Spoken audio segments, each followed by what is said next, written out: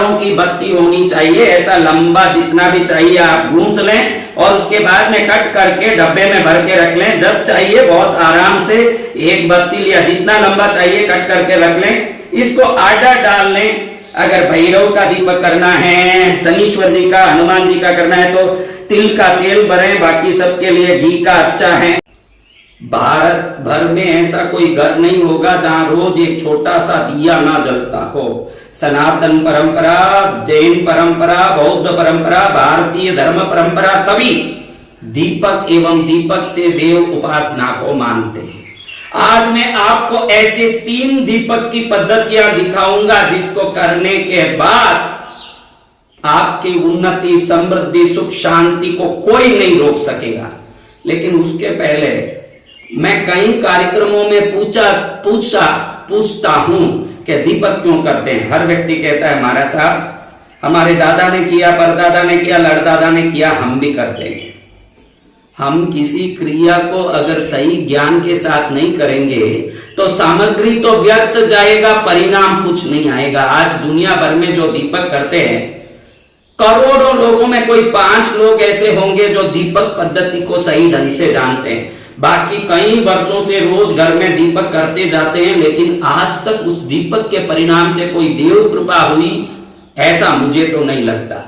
सबसे पहले हम इन 3 पद्धतियों को किस प्रकार से दीपक करें, तो हमारे घर में कोई कराया हुआ, कोई नजर टोटका हो तो किस दीपक से ये निकल सकता है। अगर दरिद्रता है, पैसा नहीं बन रहा है, उधारी बहुत हो रही है, तो किस दीपक से ये बीमारी खत्म हो सकती है। नजर है, कोई बुरी बला है, भूत प्रेत आत्माओं की परेशानी है, तो किस दीपक से ये निकल सकता है। इन चीजों को देखने के पहले दीपक की इतिहास को देखेंगे तो आपको आनंद आ जाएगा कि अच्छा इसलिए दीपक करते हैं। ये समझने के बाद आपको खुलासा हो जाएगा कि दीपक है क्या। आपने राम, कृष्ण, गणपति, पद्मावती, माणिभद्र विभिन्न देवताओं का कैलेंडर देखा होगा तो उसमें देखा होगा कि उन देवों के पीछे, उनके सिर के पीछे एक रोशनी, पीली कलर की, सफेद कलर की रोशनी दिखाई है। देव शरीर ज्योतिर्मय है। वो ज्योतिर्मय शरीर से एक रोशनी निकलती रहती है, जैसे सीएफएल लैंप से, ट्यूबलाइट से एक रोशनी निकलती है। जब भी किसी जगह से कुछ निकलेगा तो वहां से 8 में से 3 निकाल दोगे तो 5 रहेगा, 8 तो नहीं रहेगा ना। जैसे ये देवों के शरीर से जो रोशनी निकलती जा रही है, ये निकलते जाए और खत्म हो जाए, इसके खात्मे को ही देव आयु की समाप्ति बोलते हैं। जब ये रोशनी पूरी तरह से खत्म हो जाती है तो देवताओं की आयु समाप्त हो जाती है और वो दूसरा जन्म लेने के लिए दूसरी जगह चले जाते हैं। इंसान भोजन करता है, अगर वो भोजन ही नहीं करेगा तो भूखा मर जाएगा, लेकिन भोजन करता है तो उस भोजन की दृष्टि से भोजन खून बनता है, मज्जा बनता है, वीर्य बनता है, बल शक्ति बनता है, तो इस बल से वो जिंदा रहता है। तो हमारे प्राचीन ऋषि मुनियों ने सोचा कि अगर मनुष्य भोजन से अपना जीवन निर्वाह कर सकता है तो इन देवों के शरीर से निकलने वाली रोशनी को अगर पुनः डाल दिया जाए किसी वस्तु से अंदर तो शायद देव आयु भी बढ़ सकता है। लेकिन मनुष्य का शरीर स्थूल शरीर है, हड्डी है, मांस है, नस है, चमड़ा है। ये स्थूल शरीर में रोटी डालो तो अंदर जाता है और भोजन खून बनता है और शक्ति मिलती है, लेकिन देवों का शरीर तो सूक्ष्म शरीर है। अब सूक्ष्म शरीर में जिसमें ना तो हड्डी है, ना मांस है, ना चमड़ा, सूक्ष्म शरीर में किसी पदार्थ को डाले कैसे? हजारों वर्षों तक ऋषि मुनियों ने शोध किया तो उनको मालूम पड़ा कि शुद्ध गाय का घी, एकदम शुद्ध घी को अगर अग्नि में जलाया जाए तो वो जो घी खत्म होता है वो घी देवों के शरीर में रोशनी बन के उनकी आयु की वृद्धि में सहयोग कर सकता है। ये जो दीपक जलाने की परंपरा है, देव शरीर में उनकी रोशनी को बढ़ाने, उनकी ज्योति को बढ़ाने के लिए ये देवताओं को दीपक करने की पद्धति प्रकट हुई और ऋषि मुनि हवन करने लगे। ओम गणपतये स्वाहा, ओम माणिभद्राय स्वाहा, ओम पद्मावत्यै स्वाहा। अग्निदेव हवन में आके अग्नि के रूप में खड़े हुए तो अग्नि ने कहा कि मैं तो हवन में अग्नि रूप में खड़ा हूं, देवों तक इस शक्ति को पहुंचाएगा कौन?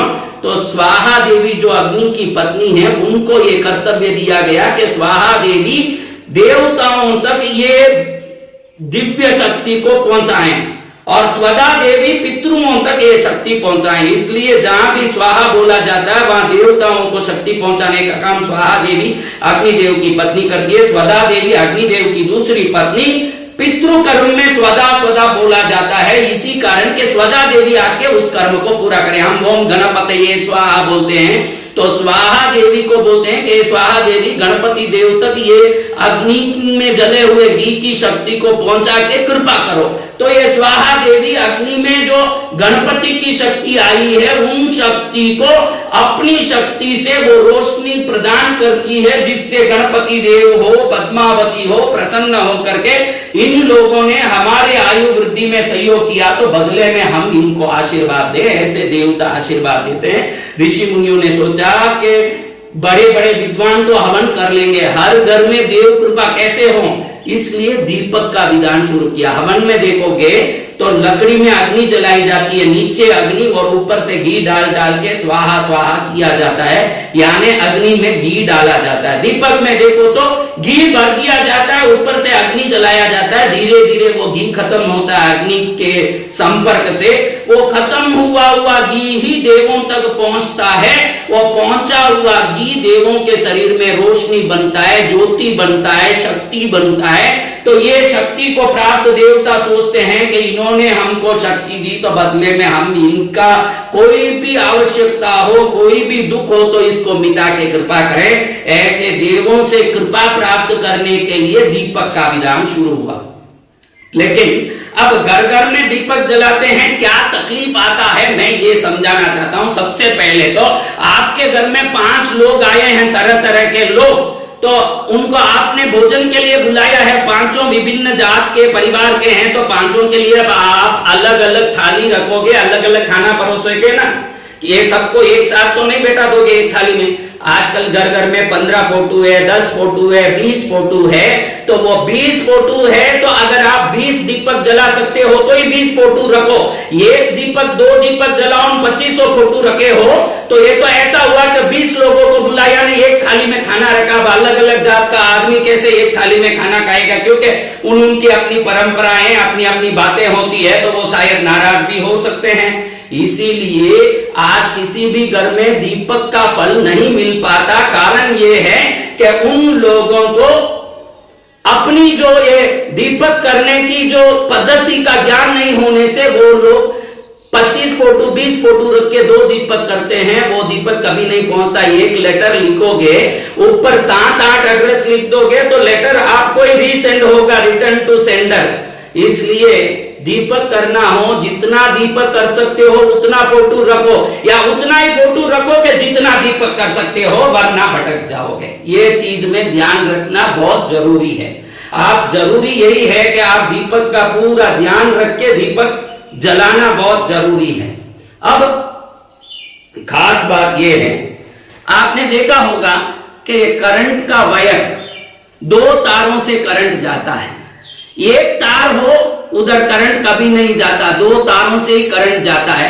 आज घर घर में दीपक करते हैं, रुई में एक बत्ती कर देते हैं, उसको डाल देते हैं, जलाते हैं। जब एक तार से शक्ति प्रकट नहीं हो सकता है, E=mc², ये अगर शक्ति का फॉर्मूला है, तो दिन रात, धूप छांव, काया छाया, ऐसे 2 चीजों से ही सृष्टि बनी है। स्त्री और पुरुष कोई भी हो, 2 के संगम से संसार चलता है। तो आज जितने लोग कई पीढ़ियों से दीपक जलाते हैं, उनको कृपा नहीं मिलने का सबसे महत्वपूर्ण कारण है कि वो लोग दीपक में 2 बत्ती डाल के दीपक नहीं जलाते, एक ही बत्ती डालते हैं। पॉजिटिव और नेगेटिव तार के बगैर शक्ति की उत्पत्ति नहीं होती। वेद परंपरा, सनातन धर्म, जैन धर्म, बौद्ध धर्म के संपूर्ण विज्ञान के अनुसार 2 तारों से ही शक्ति जा सकती है। तो आपको ऐसी मोड़ी लेकर के, इस मोड़ी में से आप अच्छे से ऐसे मोड़ी को ले लिया आपने, तो इस मोड़ी को आपने 2 मोड़ियों को लेके देखिए, ऐसे हमने गूंथा। हमारा दीपक सब देखिए, जितने दीपक, जितने देवता हैं, सबके अखंड दीपक जले और सबका नित्य पूजा में एक छोटा दीपक जले। वो दीपक विधान है, इसके बगैर देवता प्रसन्न होंगे ऐसा कभी मुझे लगता नहीं है और लगेगा भी नहीं, क्योंकि दीपक हर जगह बराबर जलना जरूरी है। बड़े बड़े लोग मूर्ति रख लेते हैं, बड़ा बड़ा मंदिर फोटो रख के मंदिर बना लेते हैं, लेकिन कितनी मूर्ति रखी है ये कोई महत्वपूर्ण नहीं है, किस प्रकार की पूजा हो रही है ये ज्यादा महत्वपूर्ण की बात है। तो दीपक में बत्ती ऐसे 2 तारों की बत्ती होनी चाहिए, ऐसा लंबा जितना भी चाहिए आप गूंथ लें और उसके बाद में कट करके डब्बे में भर के रख लें। जब चाहिए बहुत आराम से एक बत्ती लिया, जितना लंबा चाहिए कट करके रख लें, इसको आर्डर डाल लें। अगर भैरव का दीपक करना है, शनीश्वर जी का, हनुमान जी का करना है तो तिल का तेल भरे, बाकी सबके लिए घी का अच्छा है। तो ऐसे दीपक करें जिससे कल्याण होगा। दीपक का तात्पर्य समझने के बाद अब मैं आपको समझाना चाहता हूं खास करके कि ये देखिए, अगर आपके घर में कोई परेशानी है तो आप ऐसे लगता है आपको कि कोई व्यक्ति ने मुझे कोई जादू से बांध दिया है, किसी प्रकार की परेशानी कर रहा है, कोई शत्रु दुख दे रहा है, कोई दुश्मन दुख दे रहा है, कोई संकट कर रहा है, आपको कोई जादू टोने की परेशानी घर में लग रही है, तो ऐसा एक छोटा सा दीपक लीजिए, उसमें ये पीला सरसों, ये पीले सरसों को थोड़ा सा अंदर डाल दीजिए और इसमें आप तिल का तेल भर के एक बत्ती कर लीजिए। आपके घर में जो जिनको आप रोज दीपक करते हो वह उत्तर मुखी या पूर्व मुखी 21 दिन तक ये सरसों डाला हुआ एक दीपक जलाइए। 21 दिन जला के देखिए, कैसा भी आपका ऊपर मंत्र का बंधन हो, कोई डोरा किया हुआ हो, कोई किसी प्रकार का तंत्र क्रिया करके बांध दिया हो या घर में कोई भूत प्रेत का बला हो, ये सरसों का दीपक 21 दिन तक जलाओगे। भले छोटा जलाएं, अगर आपकी शक्ति हो तो बड़ा जलाएं, तिल के दीपक से कुल देवी को जलाएं या इष्ट देवता को जलाएं या हनुमान जी के किसी भी आपके इष्ट देवता के नाम से जलाएं। 21 दिन तक ये दीपक उत्तर या पूर्व मुखी जलाएं। 22वें दिन आप देखोगे कि घर में ऐसी शांति छाई है कि जिंदगी भर की पीढ़ियों की सभी दुख मिट गई और आपके जीवन में आनंद आ गया। ये सरसों का दीपक इतना बड़ा सौभाग्य लाता है, कैसा भी किया हुआ तांत्रिक क्रिया हो, किसी ने बांध दिया हो, देवताओं को बांधा हो, घर में कोई पीड़ा बला हो, कोई भूत प्रेत की बाधा हो, सब बाधाओं को निकलता है। हमारे में देखिए, हम जितना दीपक करते हैं सब में पीला सरसों तो हर बार पूरे विश्व में हमारे कृष्णगिरी तीर्थ में 40 अखंड दीपक 365 दिन जलते हैं। करीब 7000 किलो घी हर वर्ष सिर्फ दीपकों में लगता है। सब में हम सरसों को डालते ही है रक्षा के लिए और इससे आनंद बहुत होता है। अब आप समझते हैं कि व्यापार में वृद्धि चाहिए, सुख शांति चाहिए, घर में धन समृद्धि का बढ़ावा हो, दरिद्रता को नष्ट करना हो, बहुत दरिद्रता परेशान करता हो, तो इसको बरास बोलते हैं। ये कपूर को बरास बोलते हैं। साधारण कपूर केमिकल से बनता है, उससे कोई परिणाम नहीं आता है। इस कपूर को बरास बोलते हैं और 2 इलायची सिर्फ लेकर के इसी दीपक में थोड़ा सा बरास और इलायची डाल के, घी डाल के, ये मोली की बत्ती डाल के 21 दिन तक आप जलाएंगे तो आपकी जिंदगियों भर की पीढ़ियों भर की दरिद्रता मिट जाएगी और वो दरिद्रता ऐसे मिटेगी कि आनंद आनंद कल्याण कल्याण हो जाएगा। व्यापार में वृद्धि, उदारी का संपूर्ण चुकावा, सब प्रकार का सुख आ जाएगा। ये बरास और इलायची का, ये दीपक का सबसे बड़ा ये लाभ है। अब आप सोचते हो कि मेरे ऊपर बहुत नजर है, मेरा कोई काम नहीं होता, बच्चे कहना नहीं मानते या लड़कियां या लड़के घर में दूसरे कोई गलत आदत में फंस गए, गलत संबंध में फंस गए हैं, तो आप थोड़ा सा काली मिर्च लेकर के, घी डाल करके 21 दिन तक अपने कुल देवी इष्ट देवता को दीपक करें। छोटा सा बत्ती डालें काली मिर्च का और डाल करके बत्ती करें। बच्चे लाइन पर आ जाएंगे, कहना नहीं मानने वाले पारिवारिक सदस्य लाइन पर आ जाएंगे। काली मिर्च से नजर, टोटका, कोई प्रकार का तकलीफ दूर हो जाएगा। घर में शांति, सुरक्षा, एकता, प्रेम बढ़ जाएगी।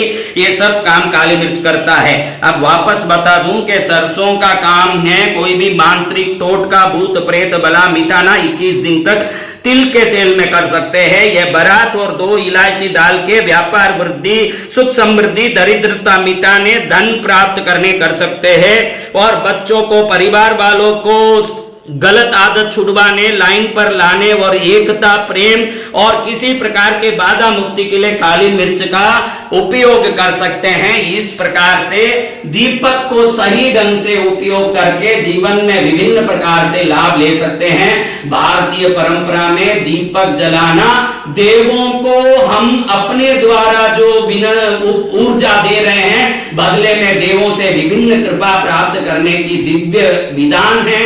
इस विधान को भारत के हर घर में व्यवस्थित, ज्ञान युक्त, सही तरीके से करें और लाभ सही तरीके से मिलता रहे। भारत समृद्ध बने, देश समृद्ध बने, सर्वश्रेष्ठ बने।